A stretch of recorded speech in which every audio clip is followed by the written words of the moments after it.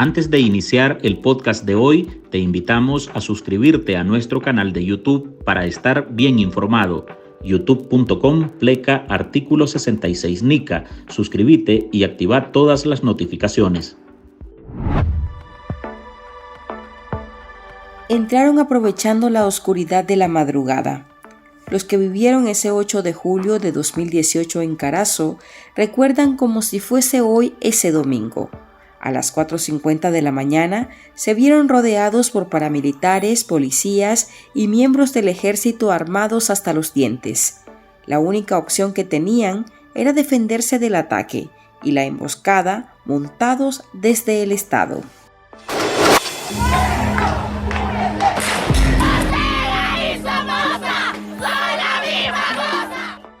En pleno furor de las protestas y con tranques en todos los municipios de ese departamento, Daniel Ortega había ordenado ejecutar la operación limpieza y no escatimó ni en hombres ni en armas. A quitar los tranques. Y se quitaron los tranques y se arregló esto. Los manifestantes calculan que a las ciudades entraron esa madrugada cerca de 3.000 hombres enviados por el caudillo sandinista. La orden era clara. Sin importar cuánta sangre se derramara, los tranques debían levantarse por las malas, a punta de metralla. ¡Viva el comandante Daniel Ortega! Previo al operativo sangriento, los suministros de agua, luz e internet habían sido suspendidos. Se preparaban para evitar dejar huella de la masacre que hace 5 años ejecutaron en Carazo. Las caravanas de la muerte llegaron y no había efectivo que no portara fusiles AK-47, RPG-7, ametralladora M60 o PKM, según describen, y por supuesto, todos se escondían bajo su capucha. Tenían una orden: disparar a matar. ¡Van a matar!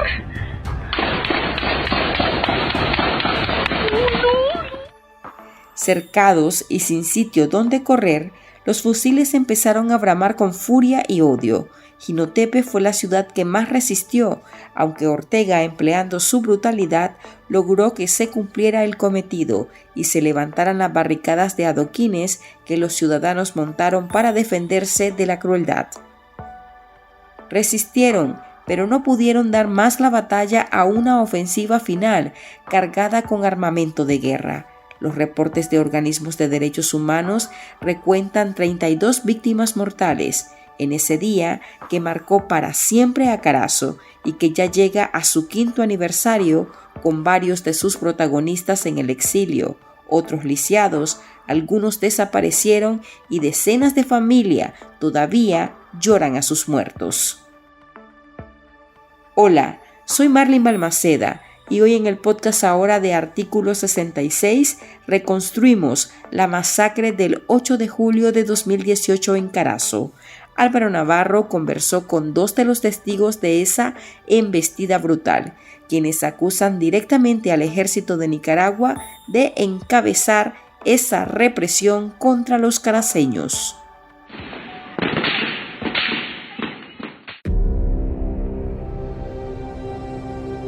Dulce María Porras, una líder opositora de Jinotepe Carazo, está con nosotros hoy. Gracias, Dulce, por acompañarnos. Bienvenida.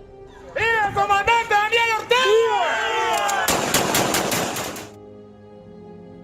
Ortega! El 8 de julio yo estaba en mi casa a eso de las 5:30 de la mañana y me empezaron a llamar gente que estaba fuera ya del país, algunos que ya se habían movido de Jinotepe, y me empezaron a llamar que saliera de mi casa, que me fuera, que me escondiera, que la operación limpieza era brutal porque la estaba dirigiendo el ejército. Me lo decía gente que era del ejército: salí de tu casa porque hay una operación limpieza en Carazo, va a ser más fuerte en Jinotepe, y movete, salí de tu casa, salí con tu familia porque es una operación brutal dirigida por el ejército. No quería salir de mi casa, pero como a las 6 de la mañana ya aquello era horroroso. La gente corriendo en las calles, las motos, los carros, los chavalos corriendo, los pobres con sus tubos de mortero. Y entonces pues decidí irme a refugiar a la iglesia Santiago de Jinotepe, que me queda a media cuadra de mi casa. Iba yo con mi hijo, con mi sobrino, con mi hermano, con Marta. Esos éramos los que íbamos, 5 miembros de la familia, amigos. Y cuando le avisamos al padre, él nos abrió la puerta y logramos entrar a la iglesia. Allí íbamos a socorrer a los heridos, pues.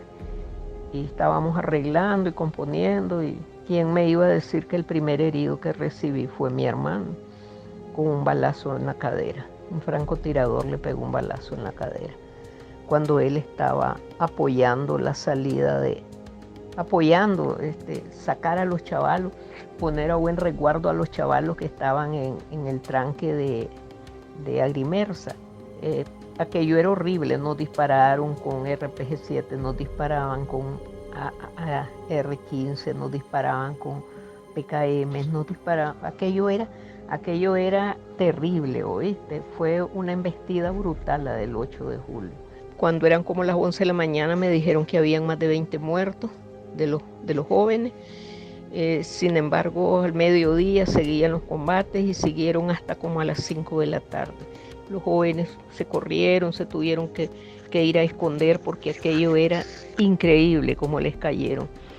Entonces, y ellos pues solo con tubos de mortero, no tenían armas ni mucho menos. Entonces pues fueron fácil presa de la gente del ejército y de la policía y de los paramilitares.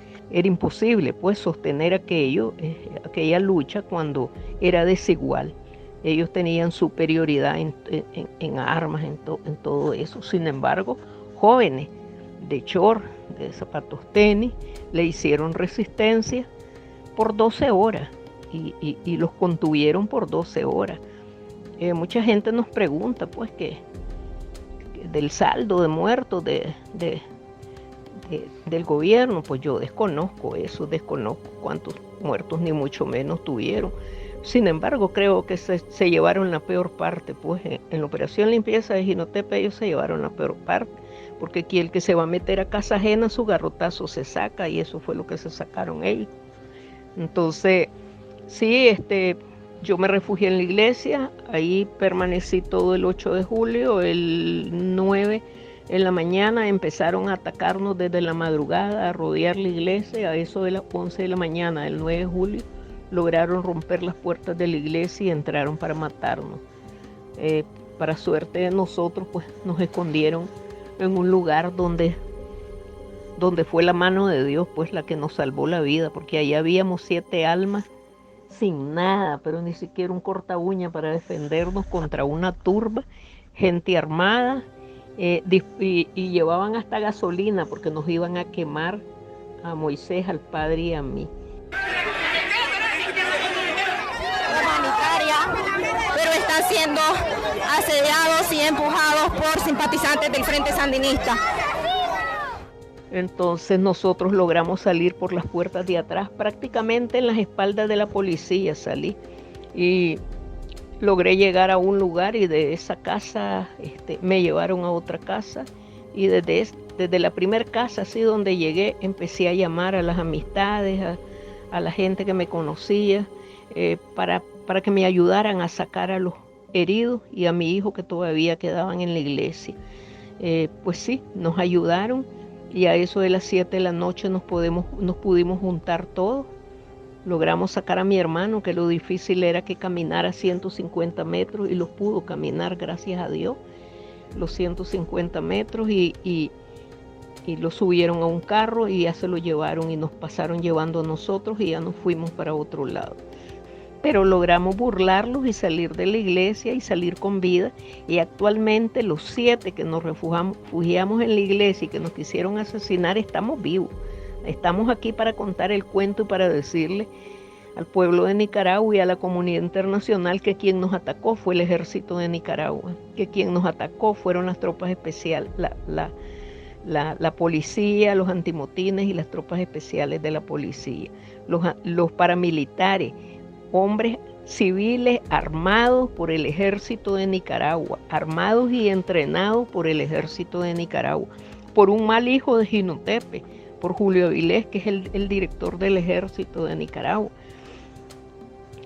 Un mal hijo, un mal nacido, porque él nació en Jinotepe y mandó a asesinar a los jóvenes jinotepinos. Eso no se le perdona nunca, eso lo va a pagar algún día, va a estar en el banquillo de los acusados y va a tener que pagar por los crímenes de los jóvenes de Jinotepe. Son 28 jóvenes muertos, una gran cantidad de desaparecidos y una gran cantidad que se lo llevaron al Chipote, donde los violaron con el cañón de laca. Dulce, cuando usted menciona que salieron en medio de las balas y menciona todos los tipos de armas, ¿cómo es posible salir vivo de una lluvia de disparos como esa que usted describe? La lluvia de balas fue a la hora de rescatar a mi hermano para llevarlo hasta el puesto médico de la parroquia Santiago. Todavía ellos se tuvieron que parapetar en los muros de la iglesia, pero de la parte de la calle, porque venían con él en una camilla y les estaban disparando. Yo no sé qué les dispararon porque cayó una lluvia de charneles horrorosa encima de los que estábamos fuera de la iglesia y de los que estaban en la calle sosteniendo la camilla de mi hermano. Y aquello era horroroso, horroroso. Yo considero que ninguno de esos charneles ni ninguna de esas balas traían el nombre y apellido de nosotros, porque de no ser así, pues nos hubieran matado. Ya por la tarde, cuando salimos, los disparos eran en otro sector, y aprovechando eso y que ellos andaban borrachos de celebración en las calles, porque nos encontramos con los motorizados y todo, y ni nos conocieron. Imagínate cómo andarían de locos. Entonces nosotros caminamos con la seguridad de que si nos capturaban nos iban a matar, pero con la convicción de que si lográbamos llegar hasta donde queríamos llegar, pedir apoyo, pues íbamos a lograr sacar también con vida a los que quedaban en la iglesia, que eran los heridos. Dale. Ahora, cuando dice que los jóvenes resistieron, ¿cómo resistieron? ¿Con qué? Ellos con morteros y armas hechizas, eso era todo lo que tenían. Claro, los jinotepinos que tenían su arma salieron a las calles a defender a los chavalos, a defenderse, porque allí era contra todo el pueblo. Los ataques eran contra los tranques, y acordate que en cada esquina, en cada cuadra había una barricada. Entonces ellos iban contra eso, y allí lo que había era población civil. Entonces la población civil, aquel que tenía un arma, aquel que tenía una experiencia militar, salió a la calle y se defendió. Y defendió a los de su lugar, a los de su barrio. Entonces, ese pueblo es bravo, ese pueblo se defendió. Yo vivo, te voy a decir, orgullosísima de ser de Jinotepe, de un pueblo que le plantó cara a Somoza y ahora a Ortega. Ortega no podía ser la excepción, ¿ya? Y por eso llegaron a hacer el feo, a pesar de haber llegado casi 3.000 hombres, no lograron hacer gran cosa, pues. Porque es verdad, tuvimos bastantes bajas, bastantes jóvenes muertos, pero yo creo que ellos se llevaron la peor parte, Alvarito. Así es de que yo muy satisfecha del pueblo de Jinotepe y muy orgullosa de ser de ese pueblo de rebelde. Ahora, cuando la policía ya empieza a tomar el control de la ciudad, ¿dónde se concentraron los primeros ataques? Es decir, días posteriores pasábamos por Jinotepe, y se miraba como en el centro una cosa que le llamaban como el Torreón. En esos espacios, ¿qué era en ese momento de la operación limpieza? Torreón es donde está actualmente la universidad, la UNAM, que es la Farén Carazo. ¿Ya? Entonces, pues la policía se fue tomando los puntos más altos, la policía y el ejército se fueron tomando los puntos más altos de Jinotepe, para desde allí dispararle todo lo que se movía. Ya se metieron a la iglesia del Calvario, se metieron, lógico, a la de parroquia Santiago Apóstol no pudieron, y a lo mejor por eso fue que se ensañaron tanto, además que ahí estábamos metidos nosotros. Entonces, pero sí, ellos se fueron tomando parte por parte. A ellos les costó, mira, donde más les costó fue entrar de Gertilandia hacia el Torreón y llegar hacia al tranque San José, porque allí recibieron una resistencia enorme. La gente de la zona de los barrios esos aledaños a la Pila Grande, a la Ana Virgen, todo eso, todo ese gentío se les vino encima. La verdad es que ahí había de todo el mundo estaba ahí todo el mundo estaba en la jugada, que había que resistir, que había que darles palo. Entonces, a ellos les costó entrar al pueblo, porque imagínate un ejército bien armado con tantos hombres entrenados y todo. Y hasta las 5 de la tarde pudieron salir allí con sus camiones, andar botando y quitando ya los obstáculos que había en cada barricada. Para que sean libres. Por eso estamos aquí.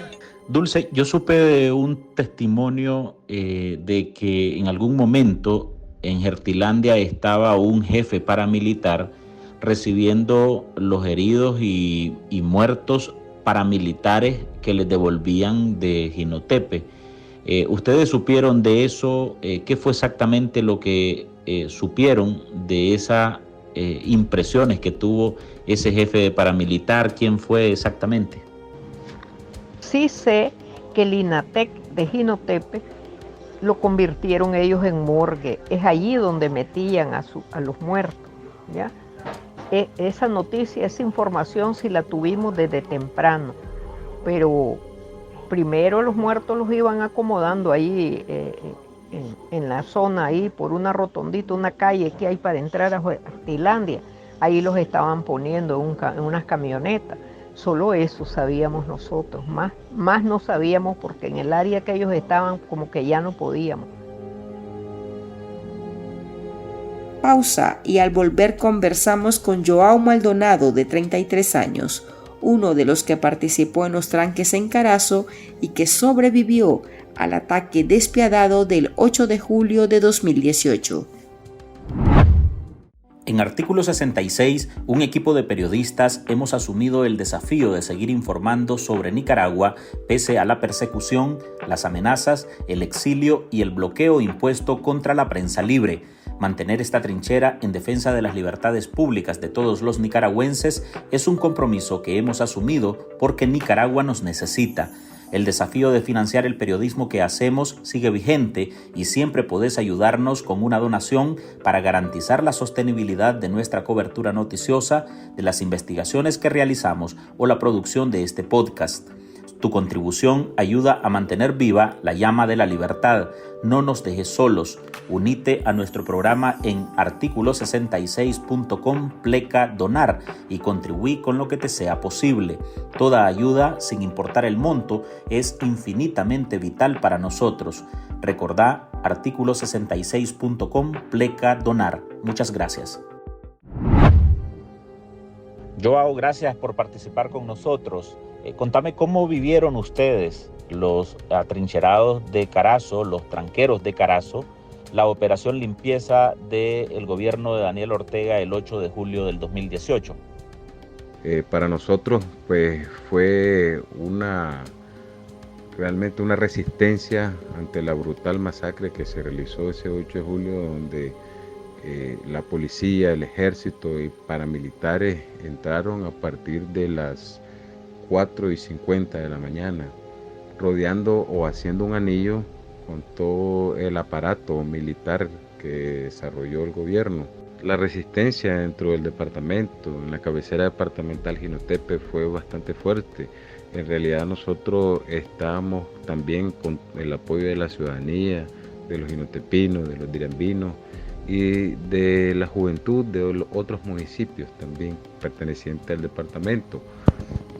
Realmente nosotros contamos con el apoyo de cada uno de los jinotepinos en la parte de la alimentación, en la parte también de la compañía que tenían los familiares también con sus hijos que estaban en las trincheras, las noches de velo, haciendo resistencia. Nosotros ya habíamos escuchado de que íbamos a tener un ataque fuerte por parte del gobierno. Nosotros fuimos resistiendo todos los días hasta el 8 de julio, pues que realmente fueron más de 3.000 efectivos, los que entraron en el departamento, la denominada Operación Limpieza. La primera oleada fue los que son conocidos como paramilitares, que son los militantes del partido armados. Esos entraron a partir de las 4:50 de la mañana. Conforme se fue transcurriendo el día y el pueblo de Jinotepe fue resistiendo, y siguieron entrando otra oleada ya de policía, de las fuerzas especiales, y alrededor de la 1, 2 de la tarde ya entraron lo que nosotros pudimos observar como miembros del ejército, porque la característica pues de ellos eran totalmente diferentes, la manera en que se movían, la manera en que ellos también agarraban el arma era de una forma muy profesional, que incluso realmente no reflejaban que fueran policías, pues tenían una preparación bastante mayor militarmente, incluso en el cuerpo y en su vestimenta nosotros podíamos ver pues que eran o parecían realmente miembros del ejército. Para ellos es un delito protestar. Ellos, es cierto, anduvieron en unas marchas, pero la verdad mis hijos son inocentes. Exijo libertad para ellos. Bueno, en Nicaragua quiero decirte, Álvaro, que todos conocemos la fisionomía o la forma del cuerpo de un policía, que es muy diferente a la de un militar. La forma de un militar es una forma más rústica, una contextura mayormente atlética, la de un policía, todo el mundo lo sabe. Entonces son fáciles de identificar pues en Nicaragua, la forma en que se desplazaban, la forma en que agarraban el arma. Entonces esta fuerza que entró a partir ya de las 2:30, 1:30, 2:30 de la tarde, ya eran fuerzas más especiales. Pues nosotros logramos resistir alrededor de 12 horas y media lo que fue la Operación Limpieza, pero realmente ya tuvimos que salir pues o buscar la forma de replegarnos, porque no teníamos igual condiciones, ¿verdad?, para seguir resistiendo. Pues recuerdo que fue una entrada demasiado fuerte, pues con armas de alto calibre con las que llegaron, lanzagranadas, PKM y toda la fuerza pues militar y logística que el gobierno puso a disposición en la Operación Limpieza.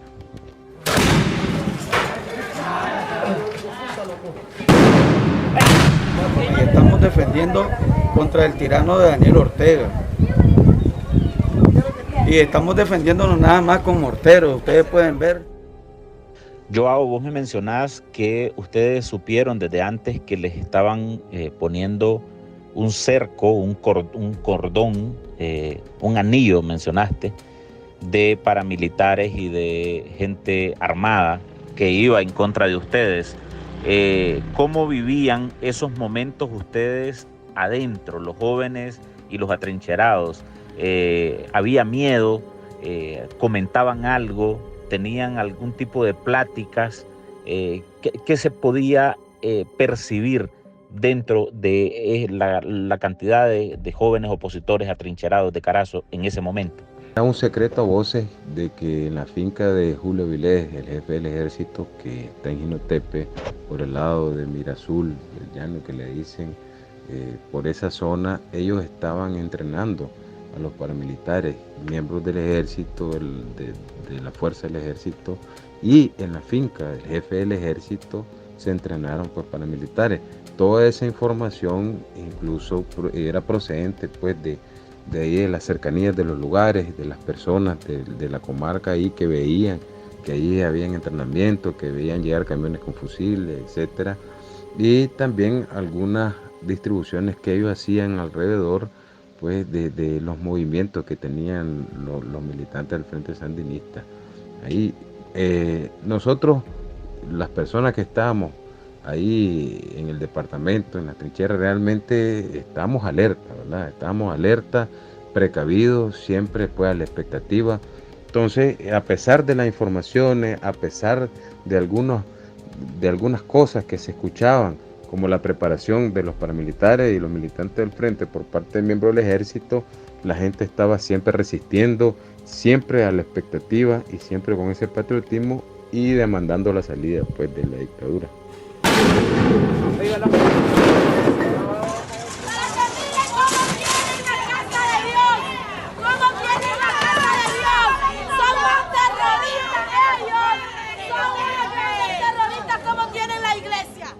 Joao, ¿vos en algún momento pensaste que podías morir en esa operación militar? Sí, claro, efectivamente, pues ante la presión y lo grande que fue esa operación, nosotros nos vimos en una circunstancia, en unos momentos muy difíciles, donde pensábamos de que no íbamos a salir con vida. En mi caso personal, yo tuve un momento en el cual estaba boca abajo ahí, con la cara en el pavimento, porque estaba únicamente cubierto por una plancha de concreto. Entonces, y cuando quería girar al lado derecho, impactaba una bala, y si quería girar al otro lado, impactaba otra bala ahí en el lado del pavimento. No podía moverme, lo único que me cubría fue una plancha de concreto. Ya, en ese momento, pues recurrí y pedí a Dios pues dirección, y a la misma vez le dije, bueno, Señor, perdóname mis pecados y protege a mi familia, ¿verdad? Porque me sentí en una situación muy difícil, donde ya pensaba que no iba a salir de ahí. Ahora, durante esa operación limpieza, ¿cuántos jóvenes, cuántas personas que estaban con vos fueron asesinadas? ¿Y qué pensabas vos cada vez que sabías de que uno había muerto? Bueno, de los que se encontraban conmigo en la agrupación a la que pertenecía ahí en ese momento, gracias a Dios, pues no tuvimos ninguna baja. Los muchachos y los que estaban ahí conmigo logramos salir, digámoslo de cierta forma, ilesos. Es importante también recalcar de que hubieron muchos que fueron asesinados, que incluso su participación fue únicamente el día de la operación limpieza, en el cual salieron a apoyar, a dar agua, como es el caso de un joven pastor en Jinotepe, que lo único que hizo fue salir a darle agua a los jóvenes que iban huyendo de esa operación limpieza, y enfrente de su casa lo asesinaron y lo ajusticiaron. Había otro muchacho del lado del sector, también de la entrada San Marcos Jinotepe, que lo sacaron por estar asomándose ahí en la puerta de su casa. Era tanto el odio y la forma en que llegaron ellos con las más brutales intenciones de asesinar, que jalaron al muchacho de la puerta de su casa, se lo arrebataron del brazo de su madre y lo ajusticiaron ahí mismo.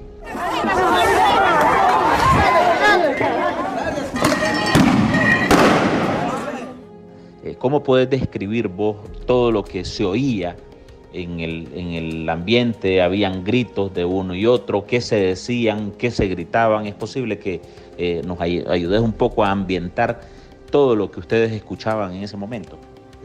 Bueno, pues narrar para tratar de describir lo que se vivió en ese momento es como un poco difícil. Sería estar narrando prácticamente una película de guerra, porque las explosiones, los balazos que no paraban, no cesaban, los gritos también de los niños, las mujeres, la gente que corría, las camionetas incluso, porque ellos, esa operación fue una operación que ellos vinieron cerrando como un anillo, ¿verdad?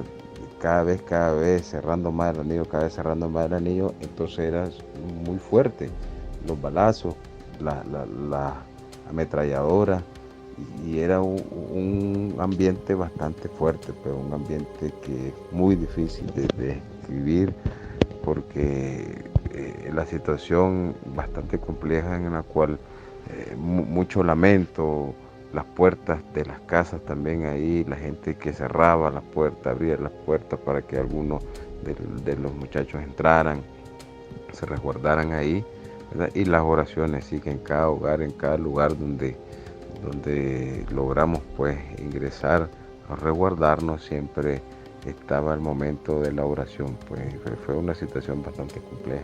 ¿Los balazos a dónde pegaban? ¿Eran lanzados sobre la calle donde podían estar los opositores, o eran sobre casas, estructuras, muros? ¿Qué es lo que puedes recordar de eso?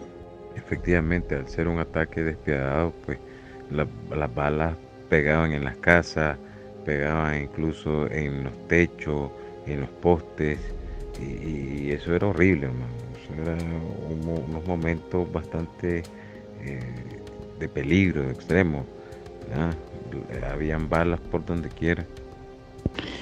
Ahora, Joao, el gobierno también reporta una gran cantidad de paramilitares y de gente de sus cuerpos armados que murieron en esa operación. ¿Cómo murieron? ¿Quién los mató? ¿Cómo fue que ellos terminaron, a pesar de llegar armados, saliendo en cadáveres de esa operación limpieza ahí en Jinotepe, en Carazo?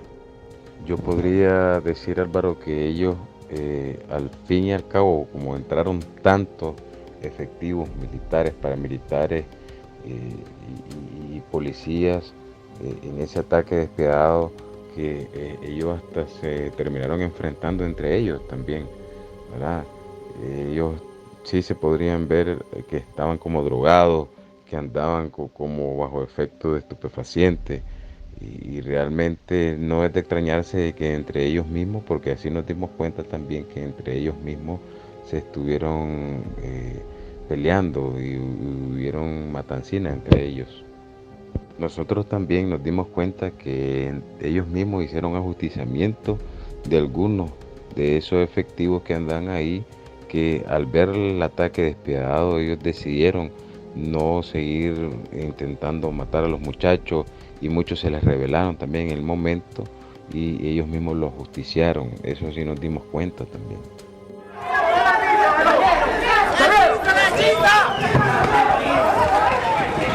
¿Cómo logran salir ustedes de la zona, de los lugares donde estaba el ataque, para poder salir con vida? ¿Cómo se resguardan? ¿Cómo se transportan? ¿Cómo se van de un punto a otro? Muchos de los muchachos y de las personas que estaban ahí, pues lograron salir por las zonas rurales de Jinotepe. Algunos pues realmente tuvimos la oportunidad o la bendición de que hubieron familias que con mucha valentía nos abrieron las puertas de sus hogares, pues nos resguardaron ahí. En mi caso yo salí a los 3 días, estuve resguardado ahí mismo en la ciudad de Jinotepe. Logré salir a los 3 días de ahí, vestido, pues me dieron un choro, una camiseta, una gorra, y de esa forma logramos irnos como las personas comunes ahí hacia el mercado, saliendo o buscando, mejor dicho, el bus que iba hacia Anandaime, ¿ya?